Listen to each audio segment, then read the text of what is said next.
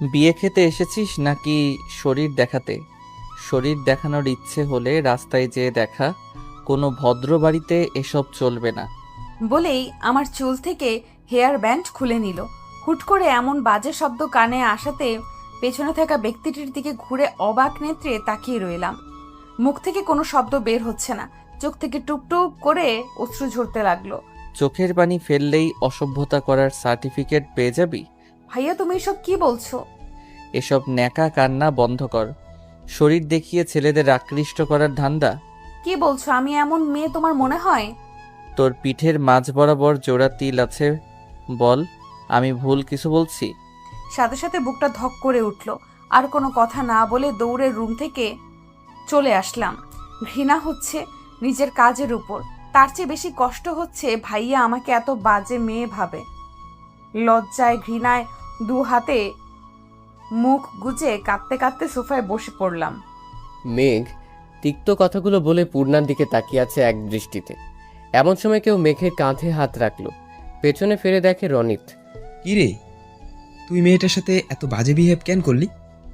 ভালোভাবে তো বলতে পারতি। কি করব বল, ও এমন এমন কাজ করে, আমি নিজের রাগ কন্ট্রোল করতে পারি না। তাই বলে এমন ব্যবহার?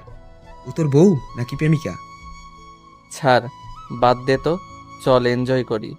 বন্ধুর বিয়ে বলে কথা, ফুল মাস্তি হবে। আমার মনে হয় তুই ওকে পছন্দ করিস। যদি তাই হয়ে থাকে তাহলে এমন বিহেভিয়ার করলে ও তোর থেকে আরো দূরে পালাবে, কাছে আর এ জন্মে আসবে না। যে কাছে আসার সে আর কত দূরে যাবে? ঘুরে ফিরে আমার বুকেই তার নীড় হবে। হলুদের অনুষ্ঠান শেষ হতে হতে প্রায় 1টা বেজে গেছে। তামিম বলে, আজ সবাই আমার রুমে ঘুমাবে, চল। রাহি এসে বলে, কিসের ঘুম? আজ কোনো ঘুমাবো না, ছাদে চল, সারা রাত পার্টি হবে। ফ্রেশ হয়ে আয় সবাই, আমি সব রেডি করছি। রাহির কথায় কেউ দুমত পোষণ করলো না। মেঘ খেয়াল করলো অপূর্বকে বেশ বিচলিত দেখাচ্ছে। কিরে, বিয়ে তামিমের, কিন্তু 12টা বেজে আছে তোর চেহারায়। স্বাধীনতা হরণ হচ্ছে তামিমের। 12টা 13টা যা বাজার ওর চেহারায় বাজবে, তোর কি হলো? পূর্ণাকে খুঁজছি কিন্তু পাচ্ছি না, জানিস তো মা ওকে এতটা দূরে আসতে দিতে চাইনি, আমি জোর করে নিয়ে আসলাম। কি বলছিস তুই? হ্যাঁ ঠিকই বলছি, কল দিচ্ছি রিং হচ্ছে অথচ রিসিভ করছে না। বাসায় চলে যাবে, তাও তো একা একা সম্ভব না। চিন্তা করিস না, এদিকেই কোথাও আছে হয়তো। তামিমের বোন রূপসাকে জিজ্ঞেস কর। জিজ্ঞেস করেছি, ওর সাথে নেই। বেশ খানিকক্ষণ আগে থেকেই নাকি ওর নজরে পড়েনি। তাহলে এক কাজ কর, ওদের বাসার সব রুম খুঁজে দেখ। তুই ডান দিকে যা, আমি বাম দিকে যাচ্ছি। খুঁজতে খুঁজতে হঠাৎ একটা রুমে যেয়ে স্বস্তির নিঃশ্বাস নিল মেঘ। সোফায় গুটিসুটি হয়ে শুয়ে আছে পূর্ণা। মোবাইল বের করে অপূর্বকে টেক্সট পাঠালো। ধীর পায়ে পূর্ণার সামনে বসে তার ঘুমন্ত মুখশ্রীর দিকে তাকিয়ে রইল মেঘ। আলতো হাতে পূর্ণার সামনের চুলগুলো কানের পিঠে গুঁজে দিল। মনে মনে বলতে লাগলো, সরি, তোমাকে কষ্ট দিয়ে ফেলেছি। বলে আলতো চুমু খেলো পূর্ণার কপালে। হুট করে কিছু একটা মনে পড়তেই চোখ জোড়া লাল বর্ণ ধারণ করলো। হাতের মুঠ শক্ত করে বলেই পূর্ণার পিঠে কামড় বসিয়ে দিল। ঘুমের মধ্যে তীব্র যন্ত্রণা অনুভব হতেই পূর্ণা চিৎকার দিল। সাথে সাথে মেঘ পূর্ণার মুখ চেপে ধরল। ভয়ে পূর্ণার শরীর কাঁপছে। আস্তে আস্তে চোখ খুলে সামনে তাকাতে আবছা আলোতে সামনে থাকা ব্যক্তির চেহারা দেখে আরো ভয় পেয়ে গেল। মেঘের ঠোঁটের কোণে রক্ত লেগে আছে, চোখ দুটো লাল বর্ণের। পূর্ণা নিজের হাত পিঠে নিতেই হতভম্ব হয়ে গেল। গলা শুকিয়ে কাঠ হয়ে গেছে। মেঘের হাত কিছুটা আলগা হতেই পূর্ণা কাঁপা কাঁপা কণ্ঠে বলে, মেঘ ভাইয়া, আপনি মানুষ না, আপনি ভ্যাম্পায়ার। পূর্ণার আওয়াজ শুনে মেঘের হুঁশ ফিরল। পূর্ণা চিৎকার করছে কিন্তু তার গলা দিয়ে কোনো শব্দ বের হচ্ছে না। পূর্ণা ভয় পেয়েছে বুঝতে পেরে মেঘ বলে, ভয় পেও না, আমি কোনো ভ্যাম্পায়ার না। আমি মেঘ, তোমার ভাইয়ার বন্ধু মেঘ। মেঘের কথা শেষ হওয়ার আগেই পূর্ণা মেঘের কোলে ঢলে পড়ল। সকালের মিঠা রোদ চোখে পড়তেই পূর্ণা পিট পিট করে চোখ খুলল। আশপাশে তাকিয়ে দেখে এখানে কেউ নেই। তাহলে কি গত রাতে ওসব স্বপ্ন ছিল? হঠাৎ পিঠে ব্যথা অনুভব করে হাত দিয়ে দেখে কোনো অয়েন্টমেন্ট লাগানো। তার মানে মেঘ সত্যিই ভ্যাম্পায়ার, আর সে গত রাতে আমার রক্ত খেতে এসেছিল। পূর্ণার আকাশ কুসুম ভাবনার মাঝেই চোখ পড়ল টেবিলের উপর দুটো ড্রেসের উপর। ড্রেসের নিচে একটা চিরকুট রাখা। চিরকুট খুলতেই চোখে পড়ল এই ব্লু ড্রেসটা এখন ফ্রেশ হয়ে পড়বে, আর অন্যটা বিয়েতে। জান পাখি, তাড়াতাড়ি ফ্রেশ হয়ে নিচে আসো। পূর্ণা বুঝতে পারছে না এখানে কিভাবে এই চিরকুট আসলো। মাঝে মাঝে এমন চিরকুট পূর্ণা পায়। সেদিন কলেজ থেকে ফেরার পথে হঠাৎ একজন বাচ্চা এসে দিল, সেখানে লেখা ছিল, লিটল কুইন, তুমি ছেলেদের থেকে দূরে থাকবে। আমি ছাড়া অন্য কোনো ছেলের সাথে তোমার হেসে হেসে কথা বলা বারণ। নিজের খেয়াল রেখো জান পাখি। পূর্ণার কেন যেন ভালো লাগে এই লুকোচুরি ব্যাপারটা। চট জলদি ফ্রেশ হয়ে নিচে চলে আসলো। মেঘ আর চোখে একবার পূর্ণার দিকে তাকিয়ে মুচকে আসলো। ব্যাপারটা দৃষ্টি এড়ালো না তামিমের। তামিম বলে, লড়কা হাসা তো ফাঁসা। কিসের ফাঁসি? অপূর্বর কথা শুনে তামিম বলে, আরে ওই দেখ, ওর প্লেটে রনিত নাগা মরিচ দিয়ে দিয়েছে, সেটা দেখেও হাসলাম, তাই বললাম আর কি। অপূর্ব নিজের পাশের চেয়ারে বোনকে বসতে বলল, তারপর বলল, তো তোর মাথা ব্যথা আমাকে জানাবি না? আমি তোকে পুরো বাড়ি হন্য হয়ে খুঁজেছি। পূর্ণা অবাক দৃষ্টিতে তার ভাইয়ের দিকে তাকিয়ে যেই কিছু বলতে যাবে তখন মেঘ বলে, আরে ছাড় তো, তোর বোন তো ঠিক আছে। এবার দ্রুত নাস্তা শেষ কর, বউ আনতে যেতে হবে তো নাকি? নাস্তা শেষ করে সবাই রেডি হচ্ছে। মেয়ের বাড়ি মুন্সিগঞ্জ। নারায়ণ থেকে মুন্সিগঞ্জের দূরত্ব 2 ঘন্টার মতো। পূর্ণা আয়নার সামনে দাঁড়িয়ে নিজেকে খুঁটিয়ে খুঁটিয়ে দেখছে। ড্রেসটা অনেক সুন্দর, গোলাপির উপর সাদা আর সোনালি সুতোর কাজ, উপরে কোটিও আছে। পূর্ণা মনে মনে বলে, লোকটার পছন্দ আছে। আচ্ছা চিরকুট কুমার, আপনি সামনে কেন আসছেন না? দিন দিন আপনাকে দেখার তৃষ্ণা বাড়ছে কেবল। পূর্ণার সিঁড়ি দিয়ে নামতেই চোখ পড়ল হলরুমে সবাই রেডি হয়ে দাঁড়িয়ে আছে। হঠাৎ খেয়াল করলো মেঘের পাঞ্জাবির দিকে, সাদা পাঞ্জাবিতে গোলাপি সুতোর কাজ। মনে মনে বলল, এই ভ্যাম্পায়ারের সাথে কেন সব সময় আমার ড্রেস মিলে যায়? তোর ভাল লাগে না? মেঘ পূর্ণাকে দেখে তৃপ্তির হাসি হাসলো। মনে মনে বলে, তোমাকে তো একদম মেঘপরি লাগছে। পূর্ণা নিচে এসে অপূর্বর সামনে এসে দাঁড়ালো। রূপসা বলে, আমিও পূর্ণার সাথে এক গাড়িতে যাব। আমরা এক গাড়িতে যাব, মেয়েরা আলাদা গাড়িতে যাবে। আমি আম্মুকে বলে দিচ্ছি পূর্ণার খেয়াল রাখতে। মেঘ কিছু বলতে যেও থেমে গেল। মেঘের ইচ্ছে করছে পূর্ণাকে নিজের দৃষ্টি আড়ালে না পাঠাতে। বিয়ে বাড়িতে পৌঁছে সবাই আটকে গেল গেইটে। ঝিঙ্গে গাছে চিচিঙ্গা, আম গাছে বেগুন, বে হিসাবে টাকা দিয়ে বউ নিয়ে ভাগুন। ছন্দ শেষ হতেই মেয়ের পক্ষের সবাই বলে উঠল, টাকা দিন, বউ নিন। আম গাছে পেয়ারা, বড়াই গাছে নুন, নিজের বউ নিজে নিব, টাকার কি গুণ। অনেকক্ষণ বাঘ বিতণ্ডার পর গেট ছাড়লো 50,000 টাকার বিনিময়। এতক্ষণ ধরে সবাই সবার মতো ব্যস্ত। মেঘ ব্যস্ত পূর্ণার উপর নজরদারি করতে। ভেতরে ঢুকেই সবাই নিজেদের মতো ব্যস্ত হয়ে পড়ল। রূপসা আর পূর্ণা সেলফি নিতে ব্যস্ত। হঠাৎ রূপসা বলে, কাহিনী কি পূর্ণা? তোদের মধ্যে কি চলছে? কাহিনী মানে? আর কার সাথে কি চলবে? কি যে বলো না আপু। আমি কিন্তু সবই বুঝি। তোমার আর মেঘের মধ্যে প্রেম চলছে, তা কতদিন হলো? কি? আর কাউকে পেলে না শেষ পর্যন্ত ভ্যাম্পায়ারের প্রেমে পড়বো আমি? তা ম্যাচিং কি এমনিতে পড়েছো? কাকতালীয় ভাবে। সত্যি কিছু চলছে না তো? না মানে ভাবির বোন তুলি কিন্তু মেঘ ভাইকে পছন্দ করে। করুক, আমি করি না। ছাড়ো তো এইসব কথা। তোমার খবর কি সেটা বলো। আমার আর কি খবর? তোমার ভাই কবল বললেই তার গলায় ঝুলে পড়বো। এটা কবে হলো? এখনো হয়নি। তোমার ভাইয়ের তো নজর নেই আমার দিকে। ওদের কথার মাঝেই একজন 2 গ্লাস জুস বাড়িয়ে দিয়ে বলে, আসসালামু আলাইকুম বিএন সাহাব, কেমন আছেন বিএন সাহাব? বুকে বড় জ্বালা। তা বিআই সাহেব ফাল্টোর বাজির ক্রস করেছেন বুঝি? চোখের সামনে এমন পরীর মতো বিয়ান দেখলে ভিতর থেকে ফ্ল্যাট বেরিয়ে আসে। ফাল্টোর বাজি বন্ধ করেন। আমি আপনার 1 ইয়ার সিনিয়র। আপনাকে তো চিনি, কিন্তু পাশের পরীটাকে? পাশে পড়িনি, পূর্ণিমার চাঁদ বসে আছে। আর চাঁদটা হলো আমার ভবিষ্যতের নন্দিনী আর তামিম ভাইয়ের বন্ধুর বোন। পূর্ণিমার চাঁদ কিন্তু দারুণ চলছে, একদম চোখ ফেরানো দেয়। তা তুমি কি কথা জানো না চাঁদ? রূপসার কল আসায় রূপসা উঠে সাইডে গেল। শুভ দুম করে পূর্ণার পাশে বসে পড়ল। পূর্ণা সরে বসলো খানিকটা। শুভ বলল, নাম কি তোমার? পূর্ণিমা। তুমি কি অপূর্ব ভাইয়ের বোন? জি ভাইয়া। ইস, দিলে তো দিলটা জ্বালিয়ে। কোনো হ্যান্ডসাম সুদর্শন ছেলেকে এভাবে ভাইয়া বলবে না। যদি তোমার ভাইয়া ডাক শুনে হার্ট অ্যাটাকে তার মৃত্যু হয়, দায়ভার কে নেবে? উঠে গেলে কেন? আমি কি বাঘ নাকি ভাল্লুক? খেয়ে ফেলবো না তো। জাস্ট নাম্বারটা দিয়ে যাও চাঁদ। রূপসা ততক্ষণে ফিরে এসেছে। পেছন থেকে বলে, শুভ, আপনি অন্য রাস্তায় ধরুন, এ রাস্তায় কাঁটা বেছানো। কাটা তো ভালোবাসা দিয়ে সরিয়ে নিব।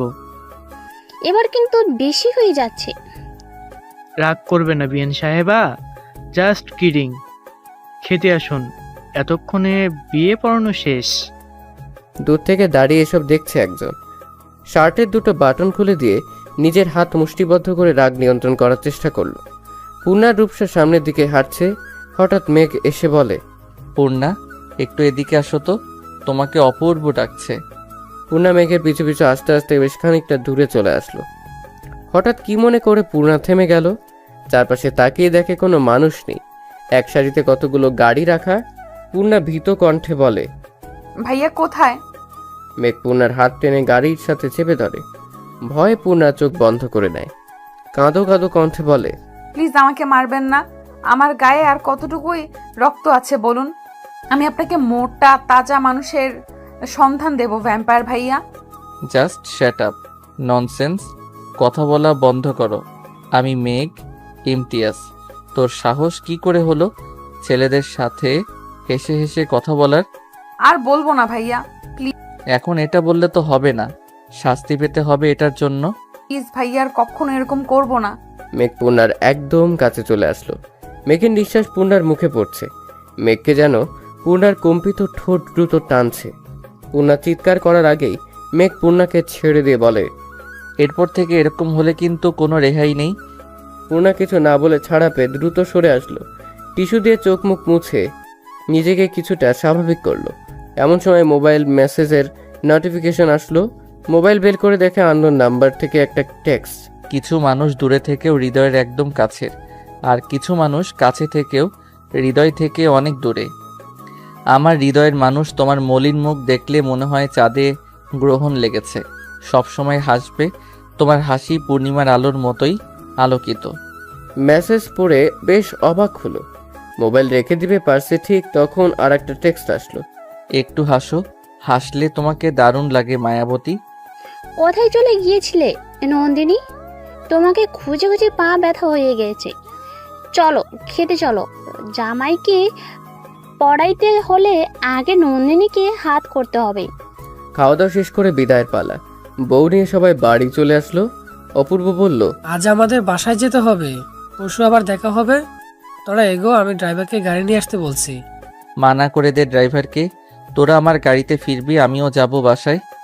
তাহলে তো ভালোই হয়ে গেল, দেখা হচ্ছে পরশু। মেঘ ড্রাইভ করছে, তার পাশের সিটে অপূর্ব ঘুমোচ্ছে। পূর্ণার নিচের দিকে তাকিয়ে আছে। মেঘ লুকিং গ্লাসে বারবার পূর্ণার দিকে খেয়াল করছে। হঠাৎ গাড়ি থামিয়ে মৃদু কণ্ঠে বলে, এবার হিজাব খুলে নাও, গরম কম লাগবে। পূর্ণার সাথে সাথে খুলে নিল। আর মনে মনে ভাবছে এই লোক আবার ভালো কথাও বলতে পারে। পূর্ণা নিজের চুল নিয়ে ব্যস্ত। মেঘ ড্রাইভ করছে আর বারবার পূর্ণাকে লক্ষ্য করছে। মনে মনে বলে, ইস, আমার ভাগ্য কত ভালো, এমন একটা কিউট বউ পাবো। রূপসার ভীষণ মন খারাপ, তাই সে আনমনা হয়ে বাইরে তাকিয়ে আছে। রাহি বলে, শোন, মন খারাপ না করে কাজের কাজ কর, যাতে অপূর্ব নিজেই তোকে প্রপোজ করে। না, ও কখনো আমাকে প্রপোজ করবে না। জানিস, আমার মনে হয় ওর সাথে তোরের কিছু একটা আছে। ভালোবাসা তো জোর করে হয় না, বল? শুন, মাঝে মাঝে আমরা কাছের জিনিসের মূল্য বুঝি না, তার কারণ হলো সেটা আমাদের জন্য অ্যাভেলেবেল, কিন্তু হুট করে সেই জিনিসটা দূরে সরে গেলে আমরা শূন্যতাটা বুঝতে পারি সহজে। দাঁত থাকতে দাঁতের মর্ম কেই বা বোঝে বল? আমার এখন কি করা উচিত? তুই অপূর্বকে পাত্তা দিবি না, টোটালি ইগনোর করবি। এতে যদি বিপরীত হয় তো? ও যদি তোর হয়, এই ইগনোর ও নিতেই পারবে না। আর যদি তোর না হয়, তুই ওর হয়ে আসবি। একতরফা ভালোবাসা যায়, কিন্তু জোর করে হাসিল তো করা যায় না, বল? কি ঢুকাচ্ছিস তুই ওর মাথায়? অপূর্ব রুফরাকে রেখে কাকে বিয়ে করবে? দেখে ছাড়বো তো আমরা কিসের জন্য আসি। ও বিয়ে করবে নয়তো ওর দাদা করবে। সবাই হেসে উঠল। মেঘ কিছু দূর আসতেই হঠাৎ সামনে থেকে একটা ট্রাক দ্রুত গতিতে তেড়ে আসছে। মেঘের কপালে ঘাম জমে গেছে, ভয়ে হাত কাঁপছে। হঠাৎ তামিম, রাহি, রনিত সবাই হসপিটালের করিডোরে পায়চারি করছে। কুলসুম বেগম, নিয়াজ আহমেদ দুজনেই চুপচাপ বসে আছে হসপিটালের বেঞ্চে। পরিস্থিতি এখনো বোঝা যাচ্ছে না। এর মধ্যেই একজন ডক্টর বাইরে আসলেন। নিয়াজ আহমেদ উঠে দাঁড়িয়ে বলেন, স্যার, আমার ছেলে মেয়ের কি অবস্থা? একজন পেশেন্ট ক্রিটিক্যাল, বাকি দুজন সামান্য আঘাত পেয়েছে। আশা করা যায় প্রাথমিক চিকিৎসা নিলেই সুস্থ হয়ে যাবে। কোন পেশেন্ট ক্রিটিক্যাল? আপনার রিসিপশনে যোগাযোগ করুন, আমি সঠিক বলতে পারবো না। নিয়াজ আহমেদ দ্রুত রিসেপশনের দিকে গেলেন। এর মধ্যে নাদিয়া বেগম এসে তামিমকে বলে, আমার ছেলের কি হয়েছে? ঠিক আছে তো আমার ছেলে? ওর কিছু হয়নি তো? আন্টি নিজেকে শান্ত করুন, আমাদের মেঘের কিচ্ছু হবে না, সব ঠিক হয়ে যাবে। তোমরা সবাই ঠিক আছো? তাহলে আমার ছেলেটার এই অবস্থা কি করে হলো? শুধু আপনার মেঘ না, অপূর্ব আর পূর্ণিমারও। আপনাদের মধ্যে কারো ব্লাড গ্রুপ এ নেগেটিভ? আমার সাথে আসুন। রাহি নার্সের সাথে চলে যাওয়ার পর রনিত বলে, তামিম, তুই চলে আয় বাসায়, ভাবি তোর জন্য অপেক্ষায় আছে। আমার বন্ধুদেরই অবস্থায় রেখে আমি যাব ফুলসজ্জার ঘরে? আমিও এতটাও স্বার্থপর না, ওরা ঠিক হবে তারপর। কিন্তু ভাবি কি ভাববে? এটা লাভ ম্যারেজ না, অ্যারেঞ্জ ম্যারেজ। বিয়েটা তো সারা জীবনের সন্ধি, সে যদি পূর্ণরূপে আমার জীবনসঙ্গী হয়ে থাকে তাহলে আমার অবস্থা বুঝবে। রনিত আর কিছু বলল না, জানে এখন কোনো কথায় কাজ হবে না। তবে রনিত আর তামিমের কথা শুনে বেশ অবাক হলেন নাদিয়া বেগম। মনে মনে ভাবলেন, বন্ধু বুঝি পরিবারের অংশ, অথবা রক্তের সম্পর্ক না থাকার পরেও খুব কাছের কেউ? প্রায় 4 ঘন্টা পর জানা গেল অপূর্ব আর পূর্ণা তেমন কোনো বড় ধরনের আঘাত পায়নি। তবে মেঘের অবস্থা ক্রিটিক্যাল, মাথায় আঘাত লেগে রক্ত জমাট বেঁধে আছে মস্তিষ্কে। এই মুহূর্তে সেটার অপারেশন চলছে। একই বেঞ্চের দুই প্রান্তে বসে আছে কুলসুম বেগম আর নাদিয়া বেগম।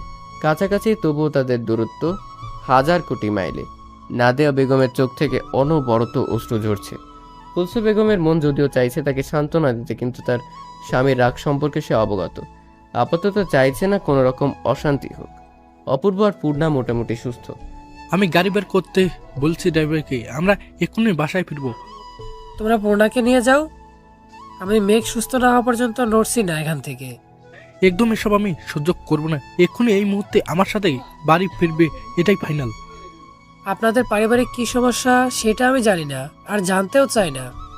আপনাদের সেই সম্পর্কের কথা জানার আগেই মেঘ আমার বন্ধু, আর আমি ওকে এই অবস্থায় ফেলে রেখে আমার জীবন থাকতে যাব না। তাতে যদি কোনো দিন আপনার বাড়িতে জায়গা না হয় তাহলে রাস্তায় থাকবো, তবুও এই অবস্থায় মেঘকে রেখে যাব না। পূর্ণা গাড়িতে বসলেই তার কানে শুধু ভাসছে মেঘের বলা একটা কথাই, আমি তোকে ভালোবাসি পূর্ণা, আমি তোকে ভালোবাসি। যতক্ষণ মেঘের জ্ঞান ছিল ততক্ষণ মেঘ এই একটা কথাই আওড়াচ্ছিল। বাসে এসে নিয়াজ আহমেদ একটা নাম্বার বের করে কল করলেন। রিং হতে হতে কেটে গেল, কেউ রিসিভ করছে না। পূর্ণা নিজের রুমে এসে শুয়ে রইল। চোখ বন্ধ করতেই চোখের সামনে ভেসে উঠল বিভৎস মুহূর্ত।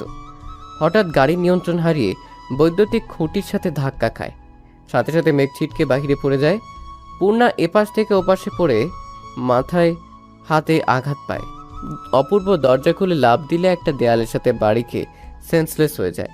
শুধু পূর্ণার জ্ঞান ছিল, তবে এত রক্ত দেখে সহ্য করতে না পেরে সেও জ্ঞান হারায়। পূর্ণা চোখ বন্ধ করে বলে, আমি যে আপনাকে ভালোবাসি না মেঘ ভাইয়া, আমার ভালোবাসার অনুভূতি শুধুমাত্র চিরকুট কুমারের জন্য। আচ্ছা, আপনি কি জানেন না আমি অসুস্থ? আপনার এই চিরকুটের তৃষ্ণা হচ্ছে বেশ। নিয়াজ আহমেদ সোফায় বসে আছে, মাথায় হাত দিয়ে নিচের দিকে তাকিয়ে আছে। কুলসুম বেগম বলেন, অনেক তো হলো, এবার অন্তত পুরানো কথা ভুলে যাও। নিয়াজ আহমেদ উঠেই টেবিল থেকে ফুলদানি নিয়ে ছুঁড়ে ফেলে বলে, আমি নিজের সম্মানের কথা ভুলে যাব? আমি ভুলে যাব মাহমুদের জন্য আমার পরিবার কতটা অপমানিত হয়েছে? আমি কখনো ভুলবো না। কেউ না দিয়ে আমার কেউ না, ওর সাথে আমার কোনো সম্পর্ক নেই। প্রায় 8 ঘন্টা পর জ্ঞান ফিরল মেঘের। মেঘ দেখতে পেল নাদিয়া বেগম তার বেডের সামনে দাঁড়িয়ে আছে। মেঘ কিছু বলতে চাচ্ছিল, নার্স বলল, এখন কথা বলার চেষ্টা করবেন না, আর একটু সুস্থ হন তারপর কথা বলবেন। নাদিয়া বেগমের চোখ থেকে অনবরত অশ্রু ঝরছে। এর মধ্যেই বাহিরে চেঁচামেচির শব্দ শোনা গেল। নাদিয়া বেগম দ্রুত পায়ে বাহিরে আসলো। বাইরে এসে মাহমুদ সাহেবকে দেখে ভয় পেয়ে গেল। তুমি কি ভেবেছো তোমার ভাই আমার ছেলেকে হত্যা করার চেষ্টা করবে আর আমি বসে বসে আঙ্গুল চুষবো? শান্ত হও। আমার ভাই আর যাই হোক এমন জঘন্য কাজ কখনো করতে পারে না। এখনো ভাইয়ের গুণগান গাইছো? যদি প্রমাণ করে দিতে পারি তোমার ভাই এই কাজ করেছে, তাহলে কি তোমার ভাইয়ের বিপক্ষে সাক্ষী দিবে? ওই গাড়িতে তার নিজের 2 সন্তান ছিল, তাই আমার ছেলের জন্য না হোক নিজের ছেলে মেয়ের জন্য হলেও এমন কাজ কখনো করবে না। বোকা তুমি, এখনো বোকা। তবে মনে রেখো, এরপর আমিও কাউকে ছাড় দেব না। প্লিজ শান্ত হও, এটা হসপিটাল, এখানে আর কথা বাড়িও না। মাহমুদ সাহেব নাদিয়া বেগমের কাছে এসে কানের কাছে মুখ নিয়ে বলে, আমার ছেলের জীবনের সাথে যে খেলেছে তাকে তো এত সহজে ছাড়ব না, হোক সে তোমার বাপ কিংবা ভাই। আমার হাত একটুও কাঁপবে না।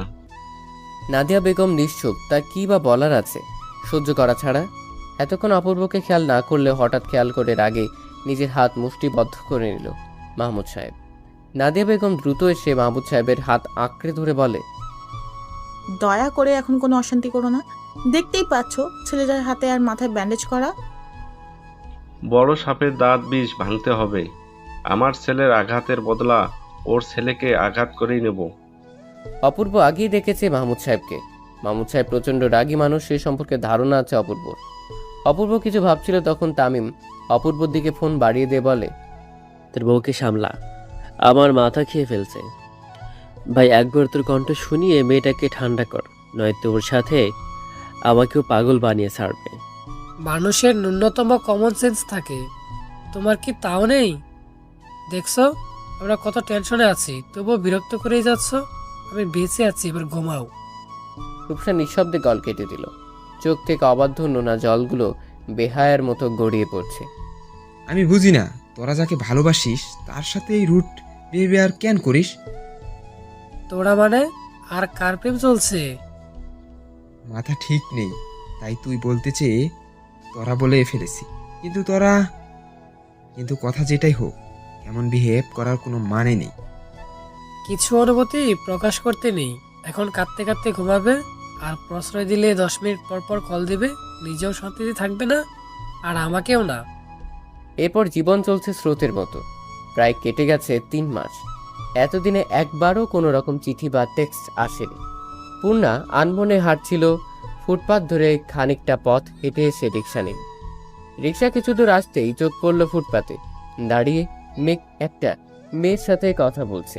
কি হলো জানা নেই, তবে হুট করে পূর্ণিমার মন খারাপ হয়ে গেল। মনে মনে বলছে, ছেলে মানুষ কি এমনই?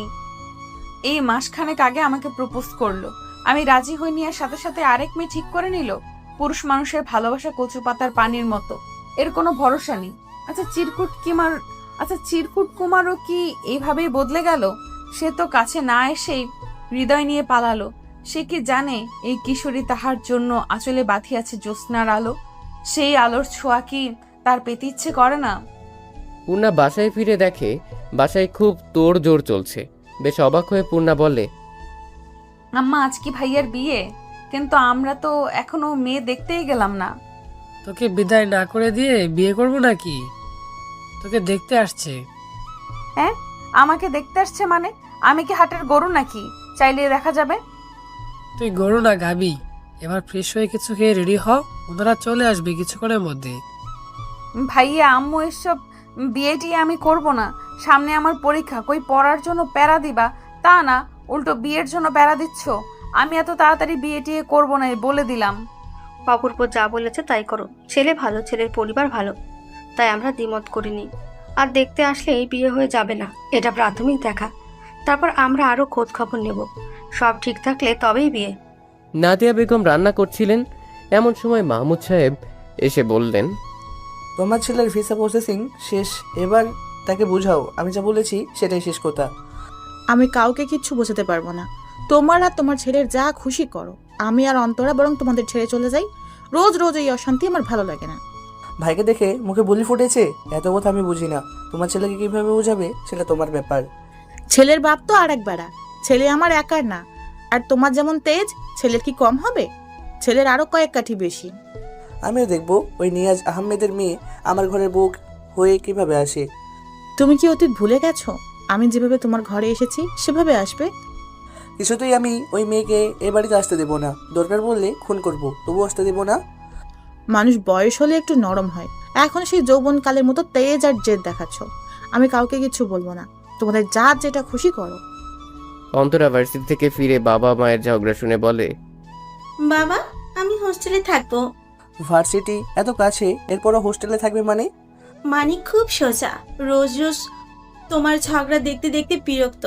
তুমি বলতে পারবে শেষ কবে মায়ের সাথে ঠান্ডা মাথায় কথা বলছো? শেষ কবে তোমরা দুজনে আনন্দে ছিলে?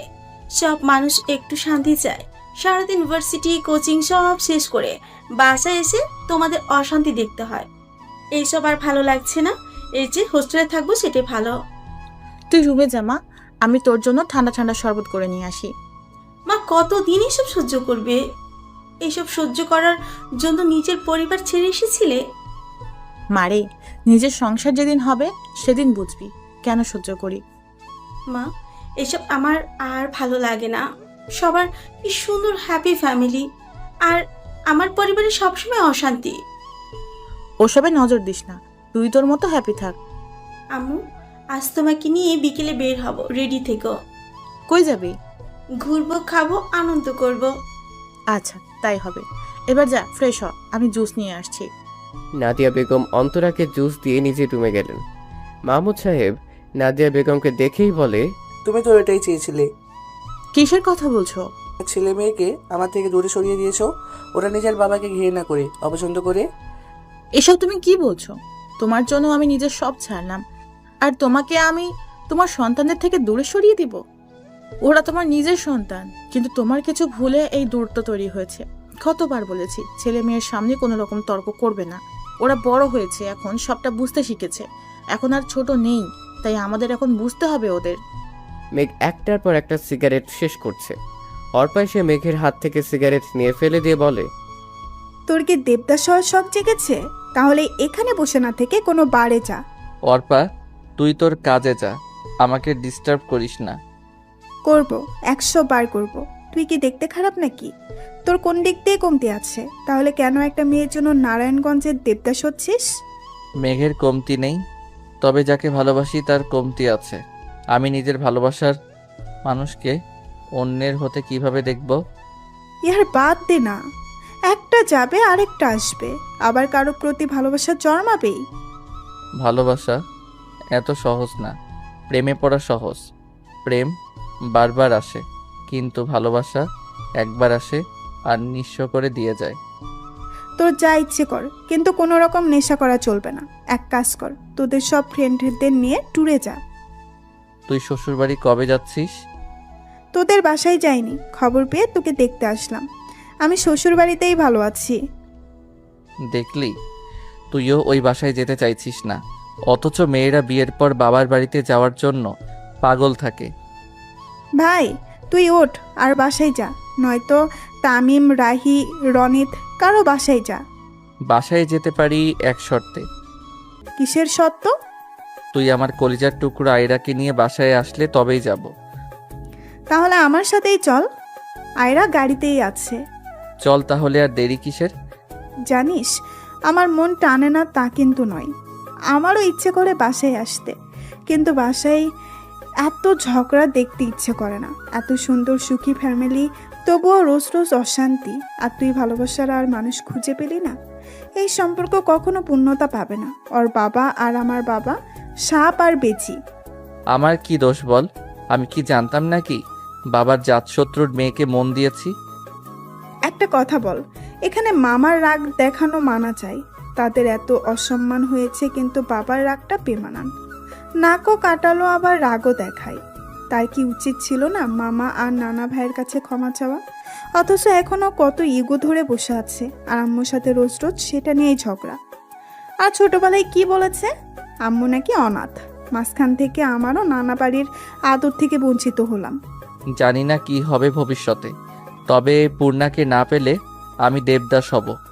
পূর্ণা মন খারাপ করে বসে আছে। কি হচ্ছে তার বোধগম্য হচ্ছে না। কথা নেই বার্তা নেই, হুট করে দেখতে চলে আসছে অপূর্ব পূর্ণার রুমের দরজা নক করে বলে, কিরে আসবো? পূর্ণা কোনো উত্তর দিল না। আচ্ছা চলে যাচ্ছি। আসো। মন খারাপ কেন করেছিস? তোর কি কোনো পছন্দ আছে? থাকলে আমাকে বল, আমি খোঁজ নিয়ে দেখি ছেলে কেমন। পূর্ণা মনে মনে বলে, যাকে মন দিয়েছি তাকে তো নিজেই চিনি না। সে কেন আমার সাথে এমন ছল করলো? আমার শূন্য হৃদয়ে ভালোবাসার বীজ বপন করে কেন সে আড়ালে হারালো? কোন রকম সংকোচ ছাড়া বলে ফেল। আমাদের কাছে সবার আগে তোর খুশিটা ম্যাটার করে। নেই, আমার কোনো পছন্দ নেই। তবে আমি বিয়ে করতে চাইছি না এত তাড়াতাড়ি। এতটুকুই কারণ? সত্যি কোনো পছন্দের মানুষ নেই তো? হ্যাঁ আছে। কে সে? নাম কি? কিরে কোথায় থাকে? একসাথে এত প্রশ্ন জিজ্ঞেস করলে কিভাবে বলবো? আচ্ছা ধীরে ধীরে বল। আমার না রণবীর কাপুরকে পছন্দ। তুমি আলিয়ার থেকে কেড়ে আমাকে এনে দাও, নয়তো পাকিস্তানের বিলালকে এনে দাও। একটা হলেই চলবে। তবে রে বাদর কোথাকার। ভাইয়া আমি এত তাড়াতাড়ি বিয়ে করতে চাইছি না। যদি বিয়েই দিবে তাহলে সায়েন্স নিয়ে কেন পড়ছি? আমি কিছু করতে চাই, ওই সুযোগটুকু দাও আমাকে। আতিফ ভালো ছেলে, আর তাছাড়া আঙ্কেলের সাথে বাবার সম্পর্ক ভালো তো, তাই মানা করতে পারিনি। তবে তুই না চাইলে বিয়ে বাতিল। তারা আসছে আসুক, কিন্তু বিয়েটি হচ্ছে না। সত্যি সত্যি তুই আমাদের প্রিন্সেস, তাই তোর খুশি সবার আগে। অপূর্ব চলে যেতেই পূর্ণা বলে, আপনাকে খোঁজার জন্য চেষ্টা করব চিরকুট কুমার। খুঁজে না পেলে বাবা মায়ের পছন্দে যে কাউকে বিয়ে করে নেব। পূর্ণার ভাবনার মাঝেই পরপর মেসেজ নোটিফিকেশন বেজে উঠল। পূর্ণার হৃৎপিণ্ড যেন দ্রুত চলাচল করা শুরু করলো। কোনো মতে মোবাইলটা হাতে নিয়ে টেক্সট বক্স ওপেন করলো। তুমি খুব সহজে অন্যের জন্য নিজেকে গুছিয়ে নিলে। আচ্ছা, আমার জন্য কি তোমার বিন্দু পরিমাণ ভালোবাসা জন্মায়নি? তবে তুমি সুখে থাকলে আমার কোনো আপত্তি নেই, কারণ আমি দূর থেকে তোমাকে ভালোবাসি। হয়তো কাছ থেকে তুমি অন্য কাউকে ভালোবাসো। ভালো থেকো আমার আধার রাতের পূর্ণিমা। পূর্ণিমা মোবাইল রেখে দিয়ে বলে, সাহস করে সামনে আসে না, আবার টেক্সট। আবার পূর্ণিমার ফোনটা সশব্দে বেজে উঠল। এবার কল এসেছে। পূর্ণা সাথে সাথে রিসিভ করলো। রিসিভ করে কানের সামনে তুলেই বলে, আড়ালে থাকলে তো হারাতেই হবেই, পেতে হলে কাছে আসতে হবে। ওপাশ থেকে কেউ কর্কশ কণ্ঠে বলল, তোর সাহস কি করে হয় অন্য ছেলের জন্য সাজার? তুই আমার মানে শুধুই আমার। পাখা গজিয়েছে তোর, কিভাবে পাখা ছেটে দিতে হয় তা মেঘের জানা আছে। মেঘ ভাইয়া তুমি? কেন, তোর কি আর কোনো আশিক আছে? তুই কি তাকে ভেবেছিলি? শোন পূর্ণা, তুই যদি ওই ছেলের সামনে যাস তাহলে তার শাস্তি ভালো হবে না, এই বলে দিলাম। আমার বউকে এভাবে কেউ দেখতে পারবে না। তুই কিভাবে কি করবি সেটা তোর ব্যাপার। মনে রাখিস, মেঘের রাগ কিন্তু ভয়ঙ্কর। একবার গর্জে উঠলে তোকে ছাড়খাড় করে দেবে। কথা শেষ করে খট করে ফোন কেটে দিল। পূর্ণা আয়নার সামনে দাঁড়িয়ে বলে, কি করবি তুই আমাকে? ভ্যাম্পায়ার তোকে আমি ভয় পাই নাকি? এবার কিছু করতে আসিস একদম সানডে মানডে ক্লোজ করে দেব। আমার নাম পূর্ণিমা, আমি কাউকে ভয় পাই না। কিন্তু সত্যি সত্যি যদি কামড় দেয় তখন, বা আমার ঘাড় মোটকে নেয় তো? এখন আমি কি করব? থুর, এখন আর আমাকে কোথায় পাবে? বেহুদাই আকাশ কুসুম ভাবছি। আতিফ সোফায় বসে আছে, পাশে তার বাবা মা বোন। নিয়াজ সাহেব বললেন, আমার মেয়ে কিন্তু বাচ্চা, ওকে বউ করে নিলে আপনারও খেয়াল রাখতে হবে। কিচেনের কোনো কাজ পারে না। সমস্যা নেই, আমাদের বাসার কাজের মানুষ আছে, আমি আছি, ওর কিচ্ছু করতে হবে না। আর মেয়ে মানুষ বিয়ের পর সংসারই শিখে যায়, সবাই তো আর সব শিখে শ্বশুর বাড়িতে আসে না। তা পূর্ণিমা কোথায়? ওকে দেখছি না তো, ডাকুন। এটা তুই কি ড্রেস পরেছিস? বাচ্চা দেখা যাচ্ছে। শাড়ি পর। শাড়ি কি মুড়ির মোয়া? ধর খা, আর খাও হয়ে গেল। শাড়ি পরতে বহুত টাইম লাগে। আর শোনো, এটা হলো গাউন, এটাতে বাচ্চা লাগবে কেন? বিউটি কুইন লাগছে। উফ, আমি এত সুন্দর কেন? ওই পেতনি তাড়াতাড়ি চল, মাথায় কাপড় দে। শোনো ছেলে, আমার পছন্দ না হোক, শুনেছি তাদের একটা মেয়ে আছে, তাকে তুমি পছন্দ করে নিও। একটা না হলে আরেকটা। একদম কথা বলবি না, নিচের দিকে তাকিয়ে থাকবি। তোর কথা বলার দরকার নেই, যা বলার আমরা বলবো। সত্যি কোনো কথা বলবে না? না, বলবি না। তোর যে টেপ রেকর্ডার একবার চালু হলে আর বন্ধ হবে না, তাই চুপ থাকাই ভালো তোর জন্য। পূর্ণা সে সিঙ্গেল সোফায় বসলো, চেহারা অর্ধেক ওড়না দিয়ে ঢাকা। নাম কি তোমার? পূর্ণা কোনো উত্তর দিল না। যা জিজ্ঞেস করছে পূর্ণা চুপ করেই রইল। ইয়াসমিন বেগম কাল বিলম্ব না করে দ্রুত বের হয়ে চলে গেলেন। ওনারা বের হতেই নিয়াজ সাহেব রাগান্বিত হয়ে বলেন, এসব কি ছিল পূর্ণা? আমাকে অপমানিত করার প্ল্যান করছো মা, মেয়ে মিলেই? বাবা, আমি পূর্ণাকে বলেছিলাম চুপ থাকতে। ও তো একটু বেশি বকবক করে এর জন্য, কিন্তু ও যে কথাই বলবে না সেটা বুঝতে পারিনি। বাহ, তোমাদের যার যা ইচ্ছে করো। আমি কে? আমি তো খারাপ একটা লোক। মেয়েকে জোর করে বিয়ে দিতে চাচ্ছি, ছেলেকে শত্রুর ছেলের সাথে বন্ধুত্ব করতে মানা করছি। আমি না হতে পারলাম ভালো ছেলে, আর না ভালো হাজবেন্ড, আর না পারলাম আদর্শ পিতা হতে। খুব অসাধারণ ব্যর্থ একজন মানুষ আমি। তোমরা সেটা পদে পদে মনে করিয়ে দাও। তোমরা সবাই কি চাও আমাকে বলো? আমি তোমাদের নামে সব সম্পত্তি লিখে দিয়ে তোমাদেরকে মুক্তি দিয়ে চলে যাব, যেদিকে দুচোখ যায়। কথা শেষ করে নিয়াজ সাহেব বাসা থেকে বের হয়ে গেলেন। কুলসুম বেগম অপূর্বকে বললেন, পূর্ণা না হয় অবুঝ, তুই তো অবুঝ না অপূর্ব। তুই কি করে এটা করতে পারলি? বিয়ে কি হয়ে যাচ্ছিল? জাস্ট দেখতে আসছে। তোর বাবার মাথা ঠান্ডা হলে বুঝিয়ে বললে সে নিজেই মানা করে দিত। তার ভেতরে কি চলছে আমি জানি। সে ভয় পাচ্ছে পূর্ণাকে না পার মেঘ বিয়ে করে নেয়। সে আজ পর্যন্ত আমাদের সাথে কখনো বাজে বিহেভিয়ার করেনি, কখনো একটা ধমক পর্যন্ত দেয়নি। তোদের এই পৃথিবী সব সুখ দেওয়ার চেষ্টা করেছে। কোন দিক থেকে কম করেছে? ওই মানুষটা তোর বাবা, যার হাত ধরে চলতে শিখেছিস। ওই মানুষটা আছে বলেই সমাজে মাথা উঁচু করে বেঁচে আছিস। তোদের যা যা খুশি কর, আমাদের কথা তোদের ভাবতে হবে না। এখন বড় হয়ে গেছিস, নিজের ভালো নিজেরা বুঝতে শিখেছিস। ভাইয়া, এটা একটু বেশি হয়ে গেল না? মাঝে মাঝে লিমিট ক্রস করতে হয়। আর কি একটা ক্যাচাল মেঘকে নিয়ে। মেঘের মতন ছেলের জন্য মেয়ের অভাব পড়েছে। একজন সুদর্শন সদ্য আইপিএস অফিসার পদে জয়েন করা একটা ছেলের পিছনে কত মেয়ে লাইন দিয়ে বসে আছে। ছাড়ো তো তোমার বন্ধুর গুণগান। যাও বাবাকে নিয়ে আসো, আমি বাবার পছন্দের খাবার রান্না করছি। সবার আগে বাবার রাগ ভাঙাতে হবে। আচ্ছা, বাবা কেন বলল আমি রান্না করতে পারি না? আমার তো রান্না করা পছন্দের কাজ। ইনফ্যাক্ট রান্নাটা দারুণ করি। এসব বুঝলে তুই তো আর মাথা মোটা হতি না। সর, যা, সব রেডি কর, আমি বাবাকে নিয়ে আসছি। অর্পাকে দেখে নাদিয়া বেগমের চোখে অশ্রু চলে আসলো। ছোট আয়রা ছুটে নাদিয়া বেগমের কাছে এসে বলে, অনানুমনি, দেখো আমি চলে আসছি। নাদিয়া বেগম আয়রাকে কোলে তুলে চুমু খেলেন। আয়রা বলে, তুমি খুশি হওনি নানুমনি? হ্যাঁ, ভীষণ খুশি হয়েছি। এত খুশি হয়েছি যা ভাষায় প্রকাশ করা যাবে না। কেমন আছো মা? তোরা যেমন রেখেছিস। মা, সব দোষ কি আমার ছিল? বাবা যদি রানিককে মেনে নিত তাহলে কি আমাকে এই পদক্ষেপ নিতে হতো? সব মানুষ তো স্বর্ণের চামচ মুখে দিয়ে দুনিয়ায় আসে না। অধিকাংশ মানুষ কষ্ট করে নিজের অবস্থান পরিবর্তন করে। মা, টাকা পয়সা সবসময় মানুষকে সুখী করতে পারে না। ভালোবাসা ছাড়া সংসারে কোনো প্রাণ থাকে না। আমার অদ্ভুত লাগে তোমাদের এইসব বোঝাতে। আচ্ছা, তুমি তোমার পরিবারের একমাত্র মেয়ে, তবুও কেন বাবার মতো একজন সাধারণ ঘরের ছেলের হাত ধরে নিজের সব আরাম আয়েশ ছেড়ে এসেছো? দেখো, সব বাবা নিজের সন্তানের ভালোটাই চায়, কিন্তু ছেলে মেয়ে বড় হয়ে গেলে তারা নিজেরাই নিজেদের ভালোটা বুঝে নেয়। তখন বাবা মায়ের কথার কোনো মূল্য থাকে না। মা, আমি ভুল করিনি। তোমাদেরকে বারবার বলেছিলাম একবার রানিকের সাথে দেখা করে কথা বলো, কিন্তু তোমরা আমার কথা কর্ণপাত করনি। কারণ প্রথমবার রানিককে দেখে তুমি বলেছিলে তোমার পছন্দ হয়নি, তারপর বললে বাড়ি আছে কিনা নিজেদের। মা, বাংলাদেশের সব মানুষেরই তো ঢাকাতে নিজের বাড়ি থাকে না। কিন্তু দেখো, আমার বিয়ের মাত্র 4 বছরেই আমাদের নিজেদের একটা ফ্ল্যাট আছে, সুখে থাকার মতো সব আছে। কিন্তু যেটুকু কষ্ট ততটুকু তোমরা। বাবা দিনের পর দিন ওর সাথে টক্কর দেয়।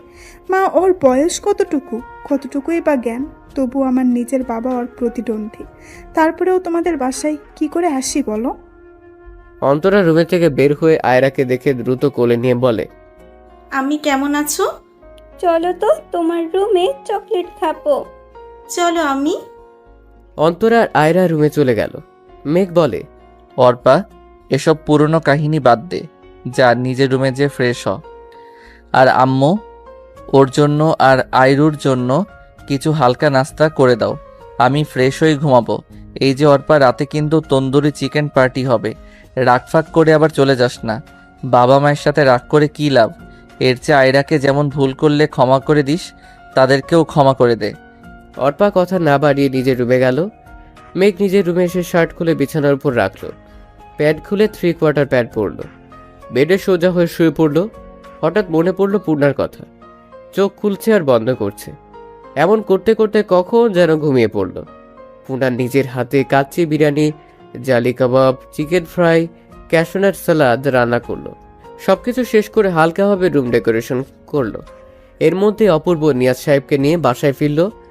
পূর্ণা যে নিয়াজ আহমেদের হাত ধরে বলে, বাবা মানে হাজার বিকেল আমার ছেলেবেলা, বাবা মানে রোজ সকালে পুতুল পুতুল খেলা। প্লিজ বাবা, রাগ করো না। রাগলে তোমায় একটুও মানায় না। এবারের মতো ক্ষমা করে দাও, ওরাই তো আমাদের সব। নিয়াজ সাহেব বেশিক্ষণ নিজের রাগ ধরে রাখতে পারলেন না। অপূর্বর কান টেনে বলে, শব্দ তোর আর হবে এমন কিছু? কখনোই হবে না। তবে হ্যাঁ, পূর্ণার বিয়ের কথা এসএসসির পর ভাববে। তাহলে এখন তোর বিয়ের কথা হবি? বাবা, ভাবতেও হবে না, কারণ আমার ভাবি আমি পছন্দ করে রেখেছি। শুধু তোমরা যাবে আর টুক করে নিয়ে চলে আসবে। তাই কাকে পছন্দ করলে আম্মাজান? রূপসা আপুকে। ভাইয়ার ভার্সিটিতে পড়ে, এক ব্যাচ জুনিয়র। যেমন মিষ্টি তেমন ভালো, মানে এক কথায় ডায়াবেটিক্স মুক্ত মিষ্টি, যাতে ক্ষতিকর কোনো কিছুই নেই। তা তোরা দুজন মিলে ঠিক করলে হবে? আমাদেরকেও বলতে হবে তো নাকি? এই যে বলে দিলাম, এবার তাড়াতাড়ি ভাবিকে নিয়ে আসো। কালকেই তোর মা আর আমি যে বিয়ের পাকা কথা বলে আসবো। মেয়ের জামাই না আসুক, অন্তত ছেলের বউ তো আসুক। আচ্ছা, তোমরা কি এখন কথাই বলবে নাকি গরম গরম কাচ্চিও খাবে?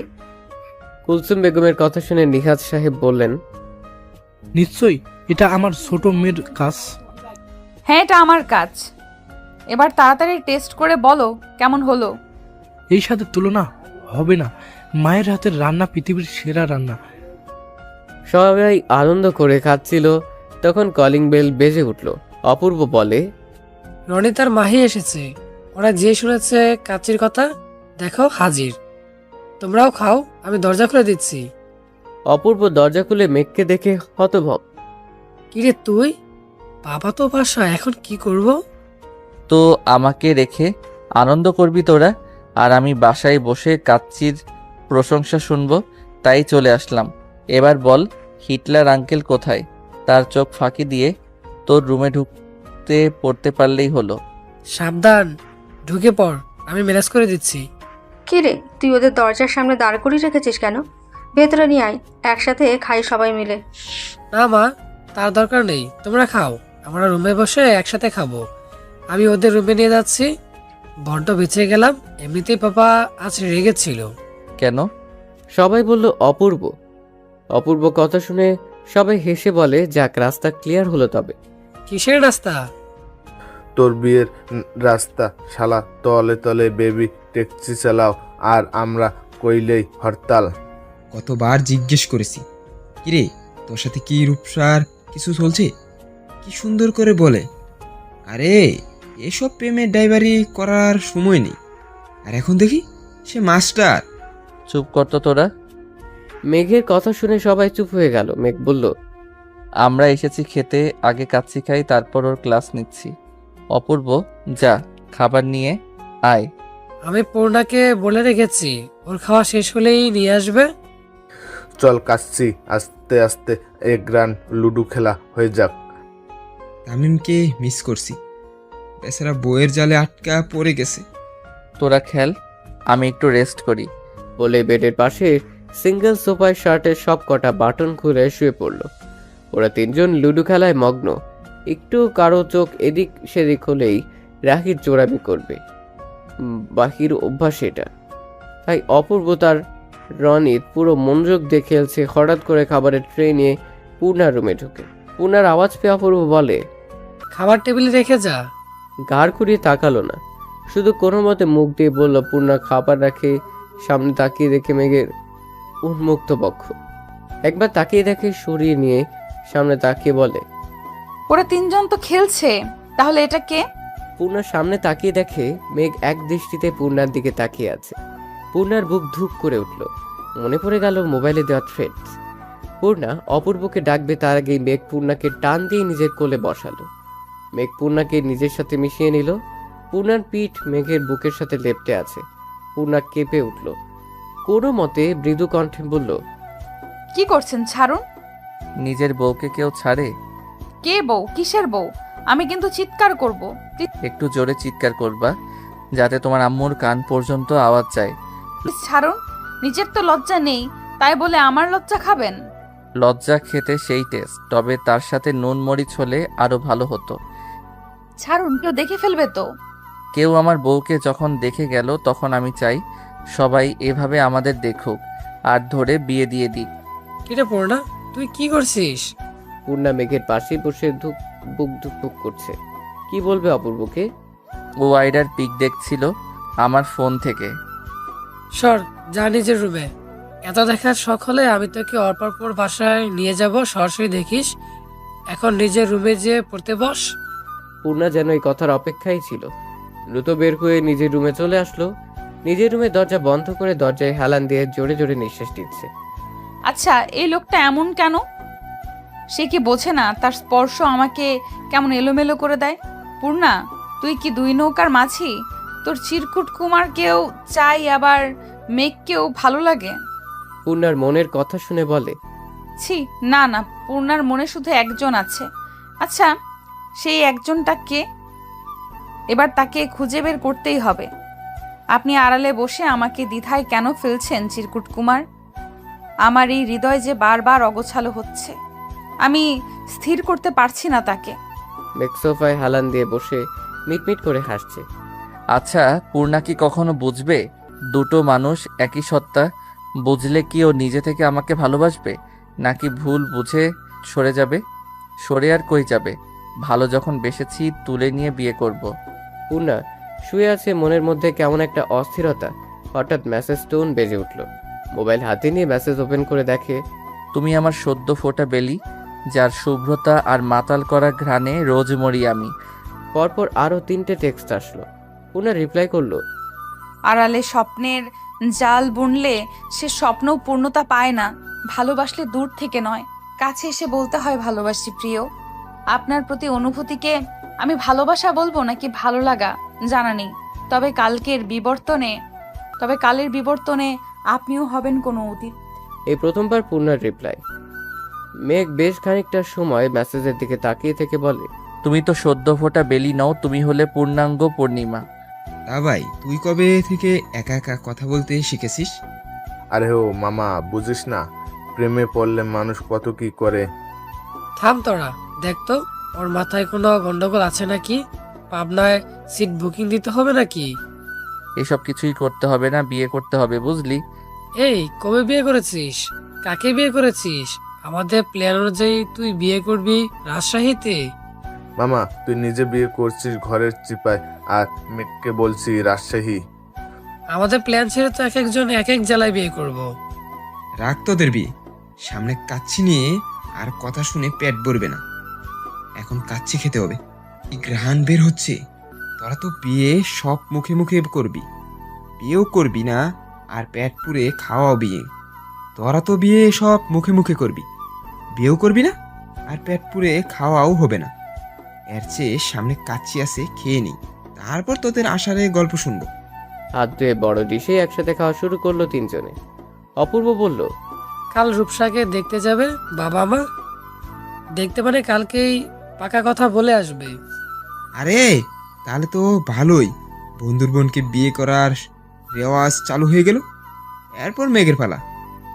মেঘের পালা মানে? মেঘ তার বোনকে বিয়ে করবে, কিন্তু ধর্ম তো ভিন্ন। রনিতের করা ঝাড় ও কি বলতে কি বলে ফেলে। ফাইনালি তোর আর রূপসার বিয়েটা হচ্ছে। এরপর রূপসা আর তোর কি ক্লাসটা নেবে সেটা ভাবছি। এতদিন তুই ওকে ঘুরিয়েছিস, এবার ও তোকে উঠতে না বসতে নাকে দড়ি দিয়ে ঘুরাবে। আরে ব্রো, ভালোবাসা থাকলে নাকে দড়ি কেন, কানে দড়ি দিয়ে ঘোরালেও ঘুরতে রাজি। এই মেঘ, তোর কেসটা কি বলতো? কারোর সাথে প্রেম টেম চলছে নাকি? আর প্রেম এখন যেভাবে বয়স বাড়ছে তাতে বউ পাই নাকি সেটাই সন্দেহ।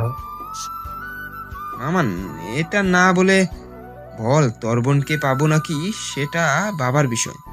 শালা সেই কখন থেকে বন বন করছিস? আরে তোরা কি শুরু করলি? বাদ দে, সামনে বিয়েতে কি করবি সে প্ল্যান কর। মা, বাবা এখনো ফিরছে না কেন? অর্পার কথা শুনে মলিন কণ্ঠে নাদিয়া বেগম বললেন, রাগ করে সে সকালে বেরিয়েছে, এখনো ফেরার নাম নেই। রাগ করে কেন? আর কি নিয়ে রাগ? নাদিয়া বেগম সবটা বলার পর অর্পা বলে, বাবার উচিত এবার অন্তত মামার কাছে ক্ষমা চাওয়া। ভুলটা তো তোমরাই করেছো, তাহলে নিচু তো তোমাদেরই হওয়া উচিত। তোমাদের ইগোর জন্য কেন মেঘের খুশি কুরবান করবে? মা, সময় বদলায়, মানুষ বদলায়, পরিস্থিতি বদলায়। সে সময় তোমরা যেটা করেছো সেটা কি অন্যায় না? আমি কি বলবো বল? আমার কথা তো শুনে না। কতবার বলেছি ভাইয়ের কাছে চলো। আমি তো সবচেয়ে বড় হতভাগা, নিজের বাবার লাশটাও চোখের দেখা দেখতে পারিনি। জীবনে এই কষ্টের কাছে সব কষ্ট ফিকে মনে হয়। তোর বাবার পায়ে ধরেছিলাম সেদিন, কিন্তু মানুষ তার মন কলেনি। এরপর আমি বুঝেছি আমি ভুল সিদ্ধান্ত নিয়েছি, সব ছেড়ে তাকে বেছে নিয়ে। এরপর থেকে আমার নিজের সব চাওয়া বিসর্জন দিয়েছি। মুখ ফুটে কখনো মানুষটার কাছে নিজের দুঃখের কথা বলিনি। যার সাথে এক বিছানায় 30 বছর কাটালাম, সে আমার পাশে থেকেও সেই হৃদয় ভাঙা আর্তনাদ শুনতে পায়নি। এখন আমার একটাই চাওয়া, তোদের সুখ দেখা, তোদের সুখ দেখে মরেও শান্তি। কিন্তু মা, তুমি একটা ভুল করেছো, কখনো বাবার অন্যায়ের প্রতিবাদ না করে। সে যখন যা ইচ্ছে বলেছে, তুমি রিমোট কন্ট্রোল পুতুলের মতো তাই করেছো। এর জন্য বাবা নিজের ভুল কখনো বুঝতে পারেনি। এবার নিজের ছেলের জন্য একটু প্রতিবাদী হও। কি করব বল? আমি কখনো কারো মুখের উপর কথা বলতে পারি না। এবার এক কাজ করো, বাবার নাম্বার ব্লক করে দাও। এরপর যখন বাসায় আসবে, রিনাকে দিয়ে বাবার খাবার দিবে। তুমি বাবার সাথে কথা বলবে না। তারপর বাবা যখন তোমাকে কিছু জিজ্ঞেস করবে, তখন তুমি মেঘকে ডেকে আনবে। তারপর আমি যা যা শিখিয়ে দিচ্ছি সেরকম ভাবে কথা বলবে। জানি এত সহজ না কাজটা, তবুও চেষ্টা তো করতে হবে। তোমরা একা একা প্ল্যান করছো, আমিও আছি তোমাদের সাথে। এবার বাবাকে বাগে আনবই। বলে তিনজনে হাত মেলালো। নাদিয়া বেগম সোফায় বসে আছে, মাহমুদ সাহেব বেডে। কি শুরু করলে তুমি? এসব তোমাকে মানাই? কি যে কাজটা আরো আগে করা দরকার ছিল সেই কাজটাই করেছি। আপনার জন্য নিজের বাবার সম্মান ধুলোয় মিশিয়ে দিয়ে চলে এসেছিলাম, অথচ যে মানুষটা 17 বছর আদর, স্নেহ, যত্ন, ভালোবাসা দিয়ে বড় করলো, এক মুহূর্তে তার সবকিছু ছেড়ে আপনাকে ভালোবেসে আপনার কাছে চলে এসেছিলাম। কিন্তু আপনি কি করেছেন আমার জন্য? কি করিনি? তোমাকে সুন্দর একটা জীবন দিয়েছি, টাকা পয়সা, বাড়ি গাড়ি সব দিয়েছি, কোনো কিছুর কমতি রাখিনি। কমতি রাখেননি? না, কোনো কিছুর কমতি রাখিনি। যেই ভালোবাসার টানে সব ছেড়ে চলে এসেছিলাম, আপনি আমাকে সেই ভালোবাসা দিয়েছিলেন। প্রেম করার সময় সারা রাত জেগে কথা বলতাম আমরা, তখন আপনার ঘুমে ডিস্টার্ব হতো না। অথচ একদিন বলেছিলাম চলো আর সারা রাত চন্দ্রবিলাস করব, আপনি বলেছিলেন আপনার কাছে বেহুদা সময় নেই। আচ্ছা এটা বলেন, শেষ কবে আমাকে বলেছেন তোমাকে এই ড্রেসে মানিয়েছে খুব? দেখো, বিয়ের বছর ঘুরতে না ঘুরতেই অর্পা আসার সুখবর আসলো। তারপর আমি শুধু কিভাবে টাকা আর্ন করা যায় সেটা ভেবেছি। টাকা টাকা, এই টাকার নেশা আপনাকে নিজের পরিবার থেকে দূর করে দিয়েছে। তোমার বাবা শুধুমাত্র এই টাকার জন্য তোমার বিয়ে অন্য কোথাও দিয়ে দিয়েছিল। সেদিন যদি আমার টাকা থাকতো তাহলে তারা আমাকে রিজেক্ট করতো না। তোমার সাথে আমাকে মানাবে না, কি সুন্দর কথা মুখের উপর বলে দিল। তোমার ভাই বলেছিল আমার বোন মাসে যত টাকা কসমেটিক্স ব্যবহার করে আমাদের পুরো পরিবারের তা দিয়ে মাস চলে যায়। সেদিন আমি ঠিক করেছিলাম জীবনে এত টাকা ইনকাম করব, দেখে দেবো তোমার পরিবারকে। আপনি আমাকে ভালোবেসেছেন নাকি আমার পরিবারকে? আমি কি কখনো আপনার টাকা দেখেছি? দেখেছিলাম আমার প্রতি আপনার ভালোবাসা, অথচ বিয়ের পর সেটাই হারিয়ে ফেলেছি। দেখো, এত ঝামেলা আমার ভালো লাগে না। থাকতে হলে থাকো, না হলে তোমার যেটা ইচ্ছা করো। আমি গেস্ট রুমে যাচ্ছি, সারাদিন কাজ করেছি, আমি টায়ার্ড। মাহমুদ সাহেব চলে যেতেই অর্পা রুমে প্রবেশ করলো, নিজের মায়ের পাশে বসে বলে, কি বলবো, তোমাকে জানা নেই। যতটুকু বুঝলাম, বাবা নিজের ভুলটা কখনোই বুঝবে না। তার দাম্ভিকতা তাকে সেটা বুঝতে দেবে না। আমি কাল ভাইয়ের কাছে চলে যাব। এই মানুষটা আমার মানুষ না। যে মানুষটার উপর ভরসা করে এসেছিলাম, এই মানুষটা কিছুতেই সেই মানুষটা না। আজ তোদের নানুর কথাটা খুব ভাবাচ্ছে। সে বলেছিল প্রেম করা আর বিয়ে করে সংসার করাটা এক নয়। প্রেমিক আর স্বামীর মধ্যে আসমান জমিন তফাৎ। আম্মু, এত বছর যেখানে যাওনি, না নানুর মৃত্যুর সময়ও যাওনি, সেখানে যাবে? হ্যাঁ যাবো, ভাইয়ের পা ধরে ক্ষমা চাইবো। একটা মেয়ে নিজের বিয়ের আসরে তার বয়ফ্রেন্ডের সাথে পালিয়ে গেলে সেই পরিবারকে কি কি সহ্য করতে হয় সেটা এখন বুঝি, তাই আমি চলে যাব। যদি তোর বাবা নিজের ভুল বুঝে আমাকে ফিরিয়ে আনে তবেই ফিরে আসবো। ছাদে বসে ওরা সবাই আড্ডা দিচ্ছে, এর মধ্যে মেঘ বলল, আমি পানি খেয়ে আসি। সাবধানে বাবা, যাতে তোকে দেখে না ফেলে। দেখলে বলবো মামা আমি শত হোক আপনার ভাগ্নে। সারা জীবন শুনেছি মামা ভাগ্নে যেখানে আপদ নাই সেখানে। শালা নিজে তো মরবি সাথে অপূর্বকে নিয়ে। মেঘ নিচে এসে আস্তে করে পূর্ণার রুমে ঢুকে পড়ল। রাত তখন প্রায় 2টা ছুঁয়েছে। পূর্ণা তখনও পড়ায় ব্যস্ত।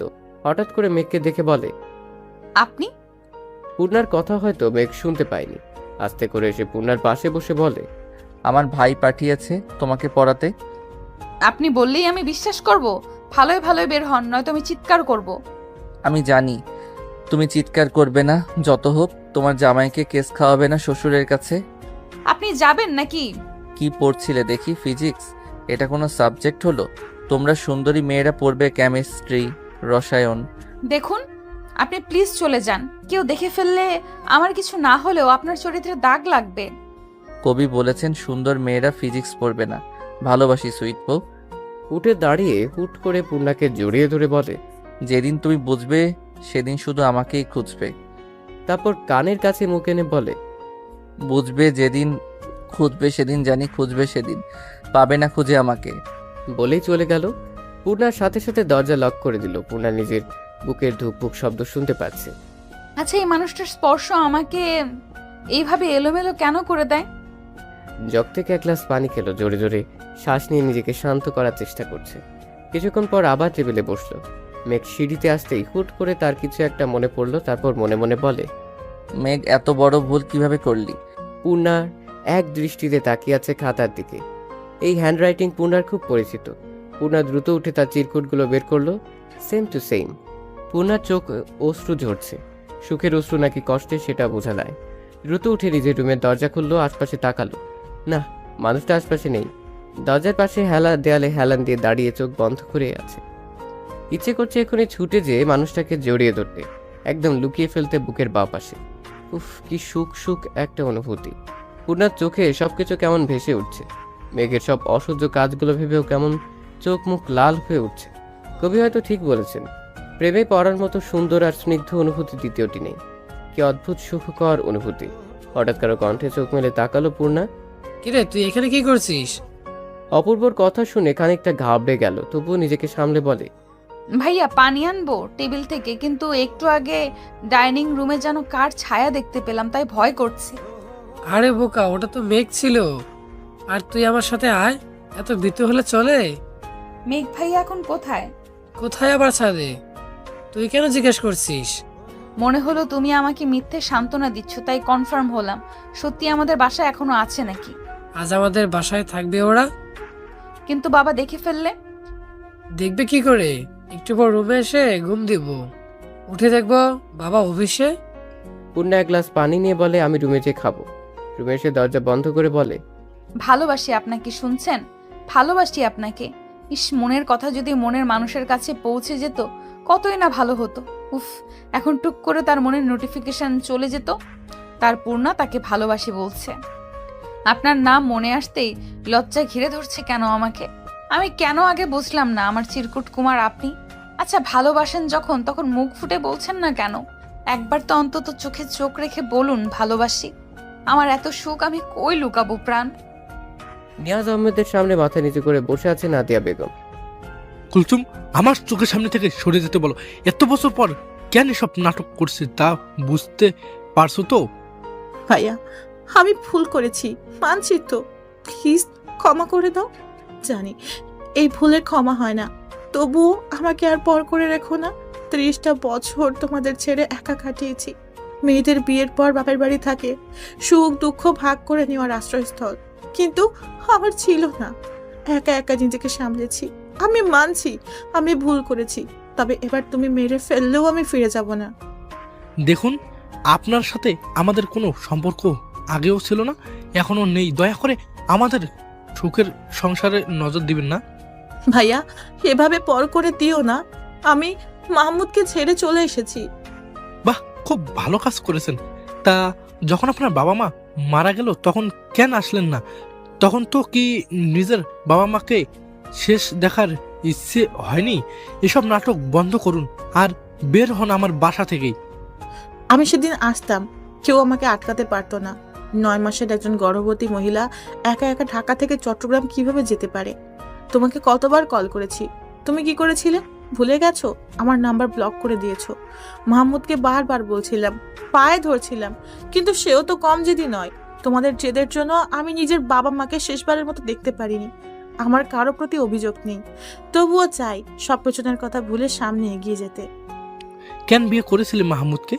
নিজের বিয়ের আসর ছেড়ে আমাদের কোম্পানির সামান্য একজন স্টাফের হাত ধরে পালিয়ে যাওয়ার আগে তোর একবারও আমাদের সম্মানের কথা মনে পড়লো না? তোমরা আমার কাছে আর কোনো পথ খোলা রাখোনি। আমি কতবার বলেছি বিয়ে আমি মাহমুদকে করব, নয়তো মরে যাব, কিন্তু তোমরা নিজেদের অহংকারের কাছে আমার কষ্ট দুঃখ দেখোনি।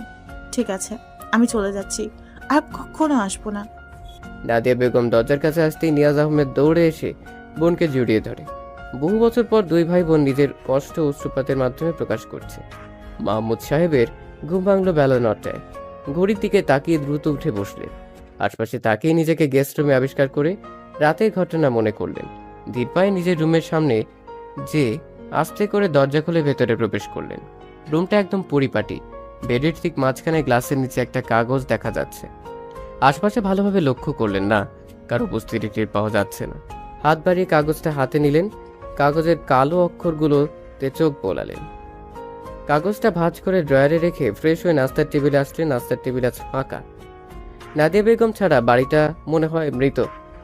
দেহে আছে কিন্তু প্রাণ নেই। ঘরের স্ত্রী, ঘরের প্রাণ। আজ প্রাণটাই নেই। জগ থেকে এক গ্লাস পানি ঢেলে নিলেন। এর মধ্যেই দেখলেন মেঘ আর অন্তরা বের হচ্ছে। কোথায় যাচ্ছ তোমরা?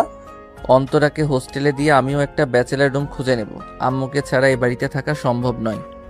তোমার মা না হয় পরের বাড়ি মেয়ে, কিন্তু তোমরা তো এ বাড়ি, তাহলে তোমরা কেন যাবে? যেখানে আমাদের মায়ের সম্মান নেই সেখানে আমরা থাকবো না। আর আমাদের বাড়ি আর মায়ের বাড়ি আলাদা, এটা আগে বললে মাকে নিয়ে একটা আমাদের বাড়ি বানাতাম, যেখানে আমার তোমার নেই, সব কিছু থাকতো আমাদের। বলেরও দুজন বের হয়ে গেল। নিয়াজ সাহেব সোফায় চুপ করে বসে রইলেন। টাকার পিছনে ছুটতে ছুটতে কখনো নিজের মানুষদের নিয়ে ভাবার সময় হয়নি। আজ যেন সবাই তাকে চোখে আঙুল দিয়ে দেখাচ্ছে টাকা থাকলেই হয় না, নিজের মানুষ ছাড়া টাকা মূল্যহীন। কত বছর পর মামা বাড়ি যাচ্ছি। তোর মামা বাড়ি আমার তো শ্বশুর বাড়ি স্পেশাল ট্রিট পাবো।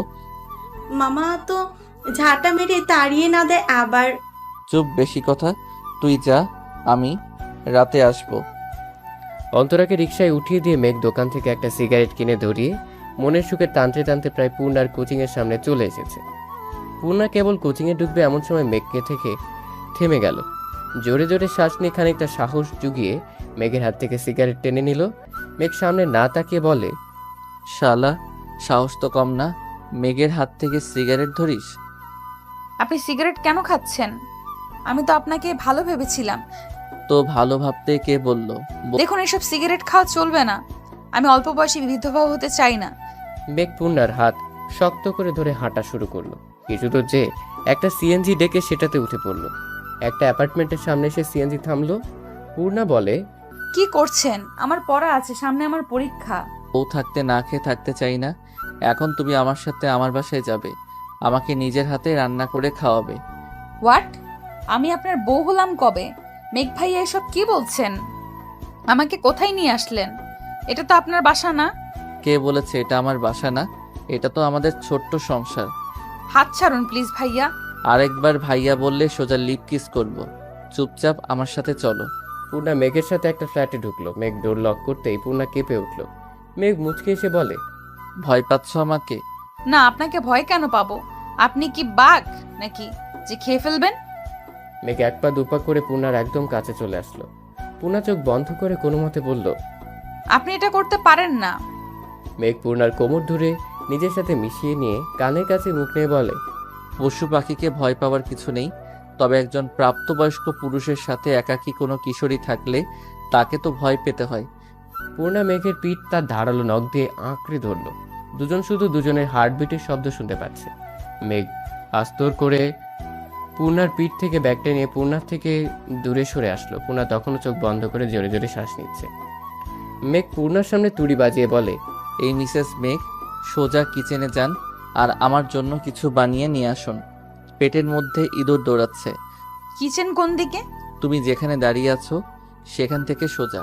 কিচেনে এসে পূর্ণা প্রথমে আটা গুলে নিল, তারপর কড়াইতে ঘি ঢেলে এলাচ, তেজপাতা, দারুচিনি দিয়ে একটু ভেজে নিয়ে সুচি দিয়ে একটু ব্রাউন কালার করে ভেজে নিয়ে তাতে পানি দিয়ে দিল। তারপর তাতে চিনি, কাজু, কিশমিশ অ্যাড করে আর একটু নাড়াচাড়া করে উঠিয়ে নিল। মেঘ পূর্ণার দিকে তাকালো, কোমরে ওড়না বাঁধা, চুলগুলো খোপা করা, পরনে আকাশি রঙের 3 পিস। মেঘ পূর্ণার চুলগুলো আস্তে করে খুলে দিল। সরি, আমি খেয়াল করিনি। বলে পিঠে হাত দিয়ে দেখে চেন তো আটকানো। মেঘ হেসে বলে, আজ খোলা থাকলেও সমস্যা নেই। আমার বউ, আমার সম্পত্তি, আমি না দেখলে কে দেখবে? তা রাঙা বউ, রান্না করতে পারো তো নাকি না খেয়ে থাকতে হবে? রান্না কেমন হয়েছে? সব মশলা পারফেক্ট ভাবে দিয়েছো, ভালো তো হবেই। তাহলে এবার আমি সবটা বলি, আপনি রান্না করুন। না মানে আমার ভুল হয়েছে। তোমার হাতের ছোঁয়া পেয়ে রান্না অমৃত হয়ে গেছে। হাতটা দাও তো, একটা চুমু খাই। বিয়ের পরে রান্নার ভরপুর প্রশংসা করবেন। প্রশংসা পছন্দ হলে পরের বেলায় খাবার পাবেন, নয়তো উপোস রাখবো। চলো বিয়েটা করে ফেলি। আমার বাবাকে বলুন। আর এখন আমার যেতেই হবে, নয়তো বাসা থেকে খোঁজ করা শুরু হয়ে যাবে। চলো আজ তোমাকে নিয়ে একসাথে শ্বশুর বাড়ি যাব। পূর্ণা নিজেকে একটু গুছিয়ে নিয়ে আয়নায় তাকিয়ে বলে, আপনি আমাকে কিভাবে ভালোবাসলেন? এভাবে ওভাবে কিভাবে যেন বেসে ফেলেছি। আপনি তো আমাকে প্রপোজ করেননি। পূর্ণা হিসাবে শেষ পিনটা গেথে এপাশ ফিরেই দেখে মেঘ হাঁটু মুড়ে বসে বলে, আমার সারা জীবনের ব্যক্তিগত রাঁধুনি হবে। কথা দিচ্ছি তোমার রান্নার ভরপুর প্রশংসা করব। এ কেমন প্রপোজ হলো? বলো না হবে। সারা জীবনের জন্য আমি তোমার। তোমার শব্দটা যেন